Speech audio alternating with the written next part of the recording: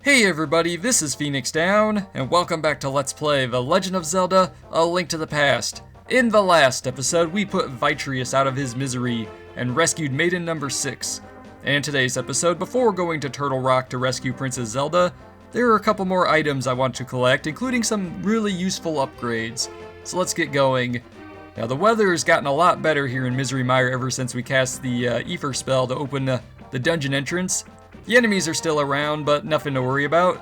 Anyway, there's a cave here that I passed up on last time. It's nothing important, but we may as well check out what's inside.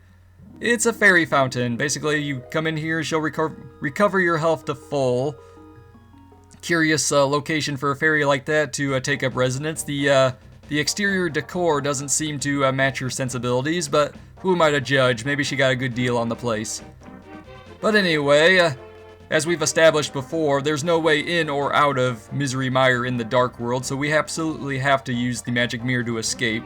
And I want to do it on this dry patch of land right here, because I kind of alluded to this before when we were doing the Desert Palace, but if you warp back to the Light World here, you wind up on this ledge. You can pick up this rock and open up a secret passage into the underground. With a little bit of a block puzzle here, nothing I can't handle. Just slide these blocks around, and we get heart piece number 22. All right, only 2 more to go in the entire game. We should be getting 1 more of those today, too. But anyway, I do not want to take that sparkly vortex, so let's pull out the flute. And we're gonna do some quick traveling. I'm actually gonna head back to my house, of all places, because I want to use the gate at Hyrule Castle to return to the Dark World. Don't really need that rupee, but why not? I'll take it. Why not, indeed. So let's just dash straight into the gate of Hyrule Castle. Experience a slight bit of slowdown there for some reason. Too many enemies on screen, I guess. But here we are in the Dark World. Now, I want to actually head back to where my house is in the Dark World, because after clearing Misery Mire, it's basically a sequence trigger to unlocking a new item we can collect there. It's basically a one-time use type deal. Ah, nuts. Okay, there we go. Got my heart back. Alright, let's pull out the magic hammer and pound down these stakes. Ah, Enox, go away from me.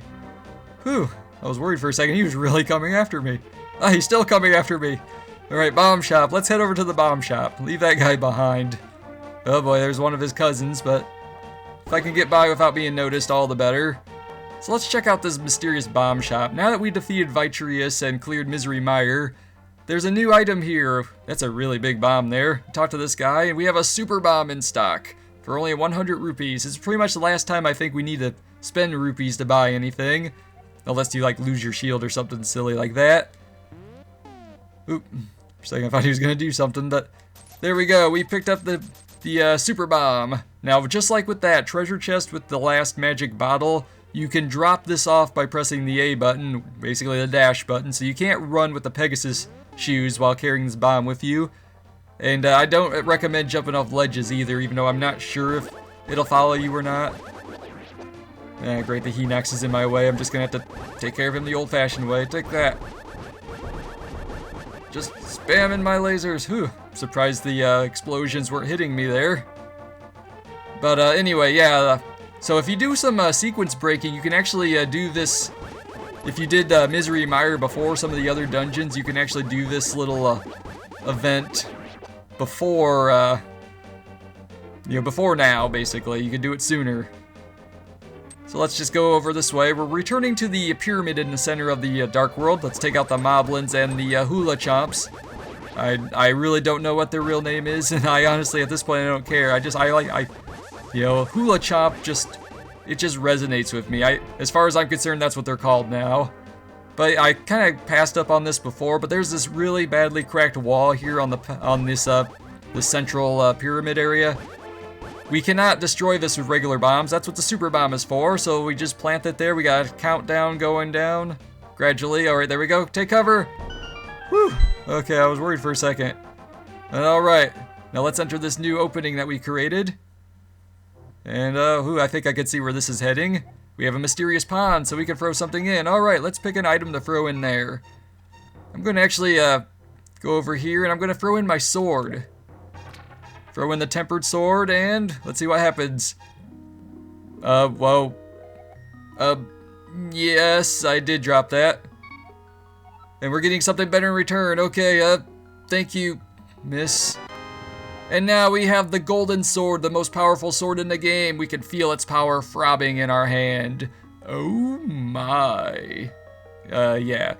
But anyway, there's actually something else we can throw into the pond as well. And if you have an empty bottle, you can also get a potion, a medicine of magic if you throw that in as well. But this time I want to throw in the arrow, my bow and arrow actually. This is very important. Probably the most important, more important than our sword even. Yes, we did drop this. You are an honest person. I like you. I will give you something important. These are the silver arrows. To give Ganon his last moment, you definitely need them. I know I don't quite have the figure of a fairy. Ganon's cruel power is to blame. You must defeat Ganon. If you say so, miss. I'm not gonna go there. I could give a whole PSA statement and everything on my opinions on that, but you guys aren't here for that. We now have the silver arrows. We need to defeat Ganon. All right. And they're very powerful. They're more powerful than your regular arrows against normal enemies as well. But all right, now I want to find a clear patch of land to return to the light world. Dash over this way. I think this is far enough. Now let's return to the light world. Oh, this will work. Yep, sure, I'll just hang out here on the battlements. Pull out my magic flute. And my bird friend will take me away. And now we're actually going to return to Death Mountain at last. We can finally work our way towards Turtle Rock. We gotta watch out for the dead rocks. Now there are two different ways, nuts. Figured these things look like squirrels. Of course I'm gonna say nuts when they hit me. Rocks, go away. Stop hitting me, no. Now there are two ways you can ascend Death Mountain in the Dark World. I'm actually going to show you the alternate path. We could take the warp crap. Go away. We could take the path that we used to get to Mount Hera, but I'm actually going to show off a different route. Because if you have the magic hammer, you can actually travel to the right of the Tower of Hera and reach new areas. I want to pull out the hook shot to grapple across this gap, and now we have Tektites to deal with. And more of these dead rocks, of course. I want to head down here, use the Titan Mitt to lift up this rock, and we have a new portal to the Dark World. We're going to take a roundabout way to get... Well, I guess it's not that roundabout. It's a legit method to get up to where we need to go. We have two caves here. This one over here is just a shop. Don't even worry about it. We want to take the cave on the left. There is a little bit of a maze, but it's not nearly as convoluted as the Light World caves around the Death Mountain. Sorry, I lost my train of thought there. I got distracted by the hard hat beetle. Anyway, push this block, and now we're going to climb these stairs here. Another hard hat beetle to take out. He didn't give me a heart, but oh well, I'll just drop down this hole instead. And I'm going to work my way over this way. You ascend to this room. Now we have multiple holes to work with. I'm actually going to fall down the last hole down here, because it gives me access to these treasure chests. We got 20 rupees here, not that I really need that. And some bombs, which I guess topped off my supply, but whatever. So let's climb up these stairs now.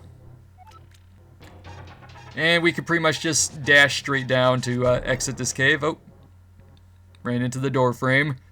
Happens all the time, folks. Anyway, I'm going to quickly peek into the light world real quick, just to kind of demonstrate what the importance of this upcoming area is. Because up here, you can see there's a piece of heart, but we can't reach it in the light world, so I'm going to warp back into the dark world. I'm going to pick up this rock and unveil a staircase. You can probably guess where this is going.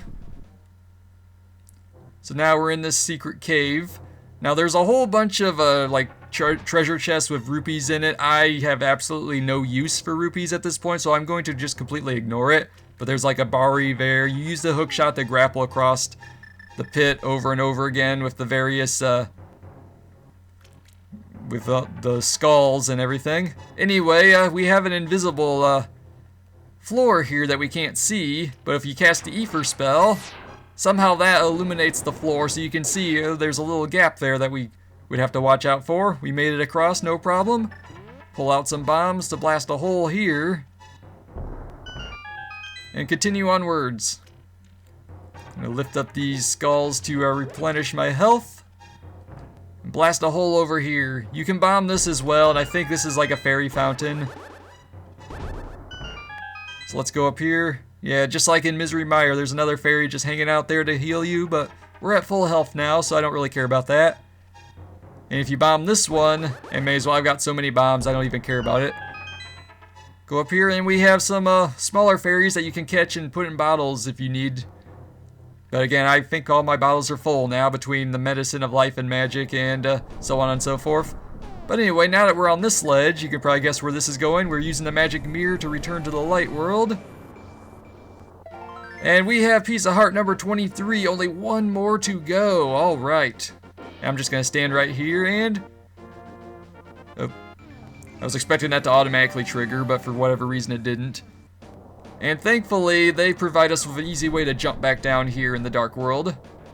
So let's go over to the right, to the final area over here. And this is Turtle Rock, but the entrance is sealed. We can't seem to figure out how to get in. Interesting how the eyes look. Actually, looking at the eyes, this might just be my imagination, but it kind of, this one at least, I know that it's, I mean, I can tell it's an eyeball, but you know, when I first looked at it, I started thinking I was seeing like the spiritual stone of the forest, the Kokiri emerald from Ocarina of Time almost. It kind of looked like a little swirl there for some reason for just a second, but anyway, if you pull on this claw here, it actually shoots out some rupees. It's just a little extra there. Anyway, I'm going to warp back to the light world. We got some dead rocks to deal with. Pick up this really heavy rock. You can't lift this without the Titan mitt.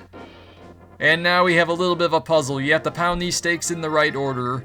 I don't think they tell you anywhere what the right order is, unless it's like one of those guys that just hang out in a cave and be like, hey, you pay me like 30 rupees and I'll tell you something neat. What you want to do is you want to pound the one on the right first, and then go around counterclockwise. And in doing it correctly, we open up a portal to the Dark World. And now we are on the turtle's back. And just like with Misery Mire, we have a little icon here that matches one of our I was about to say spiritual stones, but no, our magic medallions. It's time to cast the quick spell. So yeah, that, what was it, the Pond of Ill Omen, or Lake of Ill Omen, or whatever it was, where we had to throw something in that circle of stones to get the Quake Medallion. Yeah, you have to do that in order to access Turtle Rock. And next time on Let's Play The Legend of Zelda: A Link to the Past, we are going to enter this dungeon and rescue Princess Zelda at long last. So this has been Phoenix Down, and I will see you guys next time.